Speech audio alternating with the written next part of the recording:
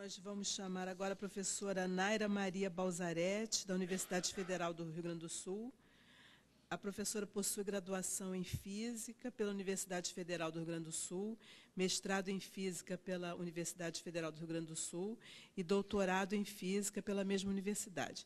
Atualmente ocupa o cargo de professor associado 2 no Instituto de Física da Universidade Federal do Rio Grande do Sul. Tem experiência nas áreas de Física, com ênfase em Física da matéria condensada, Ciência dos materiais, atuando principalmente nos seguintes temas: processamento e análise de materiais em condições extremas de pressão e temperatura, ferramentas diamantadas, materiais cerâmicos, nanociência. Atualmente é diretora do Centro de Nanociência e Nanotecnologia e do Centro de Microscopia Eletrônica da URGS e coordenadora do Programa de Pós-Graduação em Ciência dos Materiais. Obrigada, professora. A senhora tem 20 minutos para apresentar. Muito obrigado. Gostaria de agradecer a todos, principalmente pelo convite, parabenizar a organização do evento, né? Excelente. E essas oportunidades são realmente imperdíveis para todo mundo. E o meu assunto aqui é trazer um pouco da realidade do Rio Grande do Sul, da Federal do Rio Grande do Sul. Também sou física, né? Não sei por que tem tantos físicos nessa posição, mas só que eu sou física experimental, diferente do meu colega físico teórico. Fico muito satisfeita em saber que físicos teóricos também estão envolvidos nesse assunto. Sua palestra foi brilhante e eu vou usar um pouco dela também para dar sequência. Formação em nanotecnologia. O que é isso? Como é que a gente faz uma excelente salada de tantas verduras? Eu acho que esse é o nosso desafio.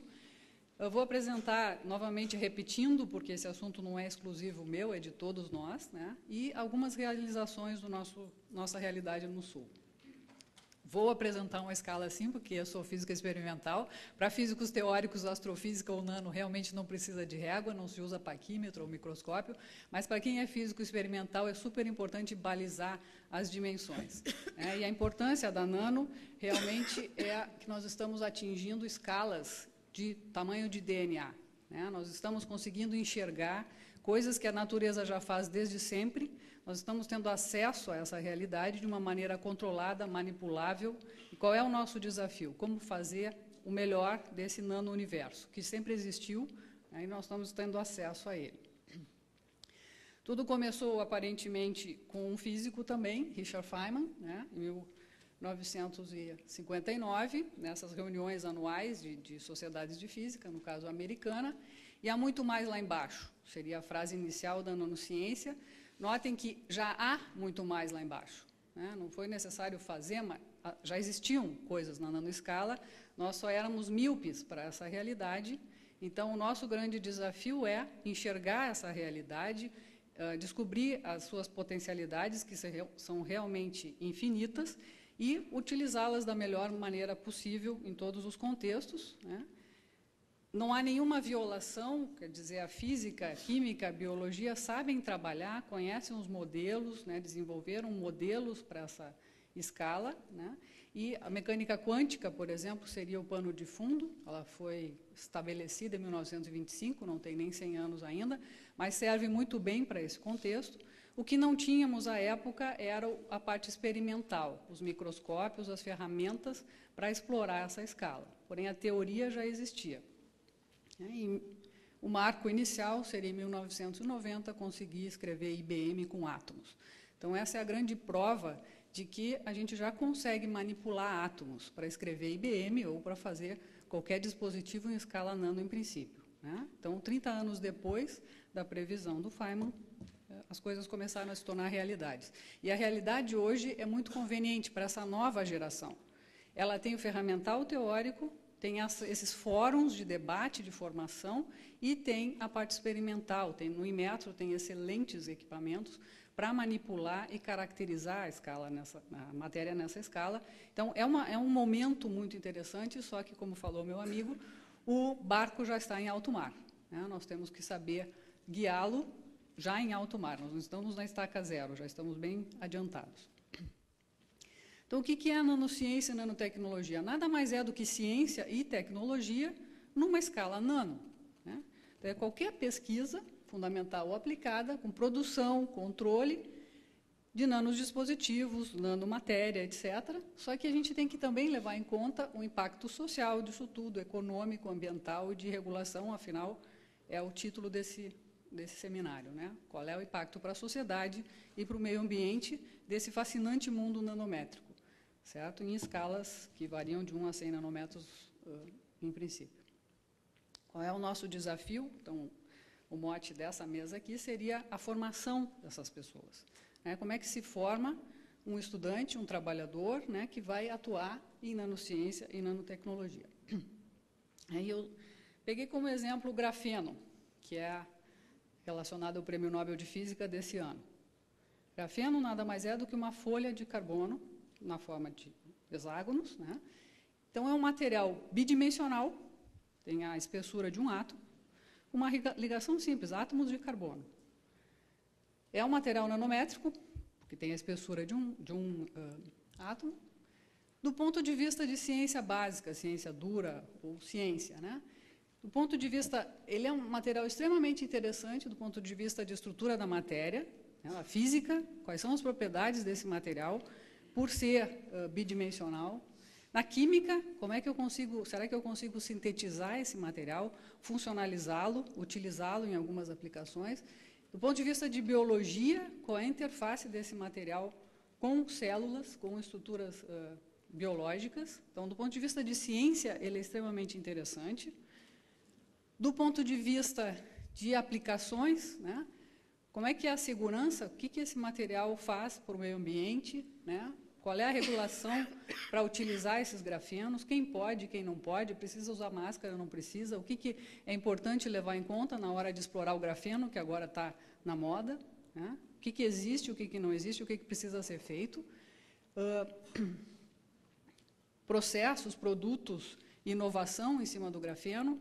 Então, ele é um material atípico, porque em 10 anos já ganharam o Prêmio Nobel. Em geral, demora muito mais tempo, né? O pessoal que recebeu o Nobel já está velhinho e tal. Esses caras, é novo, quem recebeu o Prêmio Nobel, porque já tem um monte de aplicações tecnológicas envolvendo o grafeno. Então, ele é uma exceção, né? Realmente, a velocidade desse barco é muito maior do que vinha sendo no passado, e é importante levar tudo isso em conta. Obviamente, uma pessoa que trabalha em nanociência ou nanotecnologia, é impossível que essa pessoa tenha formação profunda em cada um desses tópicos. Nós precisamos de excelentes cenouras, excelentes tomates, excelentes berinjelas para fazer uma bela salada. Então, eu continuo acreditando na formação excelente em química, em física, em biologia, né? E, eventualmente, com alguns temperos de nanociência e nanotecnologia. É a minha visão, pelo menos, né?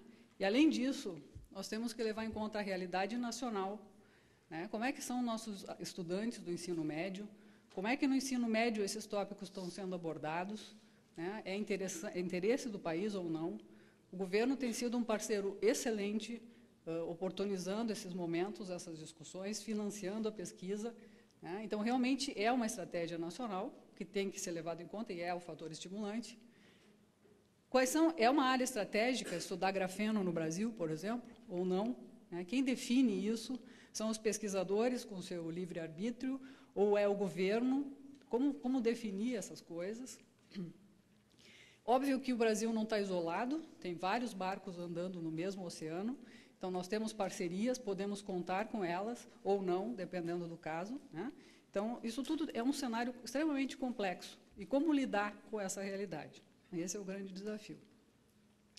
Nesse contexto, eu vou apresentar 3 itens que eu considero realizações nesse sentido, e esses 3 itens têm níveis diferentes. O primeiro é extremamente informativo, que é uma das iniciativas.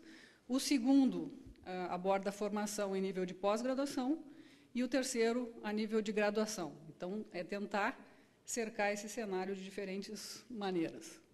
Então, o primeiro exemplo seria o Centro de Nanociência e Nanotecnologia, que foi criado na URGS por iniciativa de docentes, né?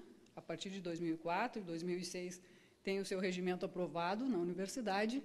São 10 unidades, química, física, farmácia, biociências, engenharia, administração, geociências, matemática, informática, ciências básicas da saúde. São pesquisadores voluntários dessas 10 unidades, que interagem em diferentes tópicos. É um centro virtual ainda, eu sou a vice-diretora, não mais a diretora desse centro, né? E é um centro interdisciplinar para promover fóruns de discussão, para colocar um biólogo e um físico conversando, ou um farmacêutico, com o pessoal da administração. São diferentes facetas de um mesmo problema, como é o caso da multidisciplinaridade. Eu acho que é exatamente isso, né? E o Senano, quais são as ações do Senano para promover esse contato, para promover o desenvolvimento nessa área? Bom, as áreas de atuação são 3, conseguimos classificar as ações desses pesquisadores em 3 grandes áreas: a parte de materiais, a parte de eletrônica e nanobiotecnologia, certo? Então, os 65 pesquisadores hoje em dia credenciados ao Senano, voluntariamente, atuam em uma dessas 3 áreas, certo? Atuam com pesquisa, né, científica, formação de alunos também. Aqui, as ações. Nós promovemos eventos, né, tem a mostra do Senano a cada 2 anos, onde pesquisadores, alunos de pós-graduação apresentam seus trabalhos para uma comunidade diferente, né, composta por pessoas de diferentes formações básicas. Estamos redigindo o 3º livro, Tópicos em Nanociência e Nanotecnologia. Cada capítulo é escrito por pesquisadores do Senano, ou conjunto de pesquisadores do Senano, que descrevem tópicos de sua pesquisa de uma maneira didática, né, para a formação de alunos de graduação e pós-graduação. O primeiro livro já está impresso, o 2º e o 3º ainda estão em edição. Participamos de eventos, né, e o Ministério de Ciência e Tecnologia, uma vez existindo o Senano no Rio Grande do Sul, tem aportado recursos para o nosso Senano para a concretização desse centro na forma de um laboratório regional de nanociência e nanotecnologia na região sul do país, né? E, então, já conseguimos comprar um microscópio eletrônico de transmissão, um sistema confocal. Estamos projetando o prédio do Senano, né, que aqui tem uma visão de como será, e eventos multidisciplinares. Então, essa é a ação do Senano, que, como eu falei, é informativa, é colocar pessoas diferentes na mesma sala para discutir tópicos de nanociência. Segunda realização da Universidade Federal do Rio Grande do Sul é a criação do Programa de Pós-Graduação em Ciência dos Materiais, desde 94. Ele existe. Os docentes têm formações distintas, química, física, farmácia, geoengenharias, e os discentes também vêm de diferentes cursos de graduação. Então, esse é um excelente loco para formação em pós-graduação em áreas que envolvam nanociência. Não é um programa voltado, não é um programa de pós-graduação em nanotecnologia, mas é um excelente lugar para fazer a salada, né? Nós temos excelentes físicos, químicos, farmacêuticos trabalhando junto, e a formação em pós-graduação, então, já é num 2º nível. Para ter uma ideia, em 2009 e 2010, 60% das teses do PG-CIMAT eram na área nano, essencialmente nanomateriais, né? Mas temos médicos, dentistas, farmacêuticos fazendo mestrado e doutorado no PG-CIMAT. Então, é um exemplo também de atuação nessa área a nível de pós-graduação. E, finalmente, a terceira ação é a criação do bacharelado em Física, né, Materiais e Nanotecnologia. A partir de 2010, também estamos no 2º semestre desse curso, né, aí é a formação a nível de graduação. Ele é um curso de Física, então, queremos fazer um bom físico, mas que esse físico tenha conceitos de nanociência e nanotecnologia, manipulação da matéria em escala nanométrica. O currículo do curso é um curso de Física com 3 disciplinas: Física de Sistemas de Baixa Dimensionalidade, Fabricação e Caracterização de Nanoestruturas 1 e 2. São essas 3 disciplinas que diferenciam esse físico dos outros cursos de Física que a gente tem no Rio Grande do Sul. Certo? Então, não é colocar disciplinas de Química, de Biologia, não. É um curso de Física. A proposta dele é formação em Física, com noções, né, de manipulação da matéria em escala nanométrica. Então, o que eu gostaria de chamar a atenção aqui, acho que eu copiei a versão errada ali, são alguns problemas que eu vejo ainda. Nós somos os professores. A nossa formação é disciplinar. Nós viemos de uma geração disciplinar, estamos no grande desafio de formar uma geração multidisciplinar. Mas nós não conseguimos. Como é que eu, que sou física, vou ensinar alunos de graduação ou pós-graduação com amplo espectro que a nanociência exige. Eu não consigo fazer isso, eu não tenho a formação para isso. E nós não podemos parar o barco, dar um reset, organizar tudo e começar de novo. Nós estamos no meio caminho, são universidades grandes, com cursos consolidados, que precisam ir adiante. Então, é realmente um grande desafio. E, do ponto de vista da sociedade, porque a gente forma, em geral, físicos e químicos para a própria academia, tem pouca saída para a sociedade. Então, a gente forma para nós mesmos, pesquisadores, pelo menos a realidade do Rio Grande do Sul. Boa parte dos nossos físicos continua na própria academia, 80%. Então, onde é que está a saída para a sociedade? Eu posso formar uma excelente pessoa com conhecimento de nanociência e nanotecnologia, mas, muito provavelmente, ele vai continuar na universidade. E ele tinha que sair para órgãos tipo Anvisa, INPI, para o governo, para o Ministério, para dar um impacto esperado para a própria sociedade, inclusive levando em conta meio ambiente, etc. Então, para mim, realmente é um grande desafio. Somos parceiros, a tarefa não é fácil, porque, além de tudo isso, a gente continua sendo pesquisador, professor, orientador, etc., etc. Então, realmente é demais, mas estamos aí, o barco continua andando e o objetivo é fazer uma excelente salada, com excelentes tomates, etc., etc. Tá bom? Obrigada.